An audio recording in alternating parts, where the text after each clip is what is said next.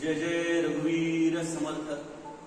आज आम्ही सज्जनगडला समर्थ सेवा मंडळामध्ये उपस्थित आहोत। आमच्या सगळ्यांच्या भाग्याने समर्थ सेवा मंडळाचे कार्याध्यक्ष आदरणीय योगेश बुवा रामदासी आज आम्हाला समर्थ या चित्रपटाला आशीर्वाद देण्यासाठी उपस्थित आहेत आणि त्याच्याबरोबर आमची सगळी टीम इथं आलेली आहे। त्यामुळे अतिशय आम्ही सगळे अत्यंत प्रसन्न मनाने आज समर्थ सेवा मंडळामध्ये रामाचं दर्शन घेतलंय, श्रीधर कुटीमध्ये श्रीधर स्वामींचं दर्शन घेतलंय आणि सगळे चित्रपटाचे प्रमुख मंडळी म्हणतात, अमोल भगत एक्झिक्युटिव्ह प्रोड्युसर असो किंवा आमची ईशा शर्वरीताई असो, पुष्कराज असो, भूषण दादा असो आणि त्याचबरोबर आमचे सगळे योगेश फुलफगर आणि अदित नाईक हे सगळेजण आज इथे उपस्थित आहेत। मी योगेश बुवांना पहिले तर मनापासून धन्यवाद देतो, कारण तुमची प्रेरणा, तुमचं मार्गदर्शन, तुमचा सहकार्य निरंतर या चित्रपटाला राहिलं। मला आठवतं मी जेव्हापासून तुम्हाला ही संकल्पना सांगितली तेव्हापासून तुम्ही अगदी प्रेमाचा हात माझ्या मागे ठेवलेला आहे, तर त्यासाठी पहिले तर मनपूर्वक धन्यवाद।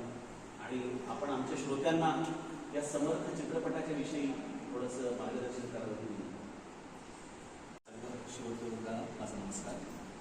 माझं परम भाग्य आहे की आदरणीय दादा म्हणजे रवींद्र पाठक स्वतः फार मोठे इंडस्ट्रियलिस्ट असून त्यांनी हे एवढं कार्य परमादरणीय गोंदवलेकर महाराज आणि समर्थ यांच्या विचारातून प्रेरणा घेऊन एवढं मोठं कार्य स्वतःच्या जीवनात उभं केलं आणि आज तीच प्रेरणा त्यांनी सगळ्या समाजाला प्राप्त व्हावी म्हणून हे मोठं शिवधनुष्य पेलण्याचा महत् कार्यक्रम केलेला आहे।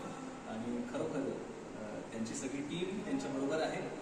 ही त्यांची टीम आहे, या टीम शब्दाला यथार्थ अशी ही सगळी माणसं आहेत, कारण टीम म्हटल्यानंतर तिथे कोणी एक असा नसतो, पण सगळे मिळून आम्ही एक हा भाग असतो आणि त्याचंच हे द्योतक आहे की आज ही सगळी मंडळी सज्जनगडावर आलेली आहेत।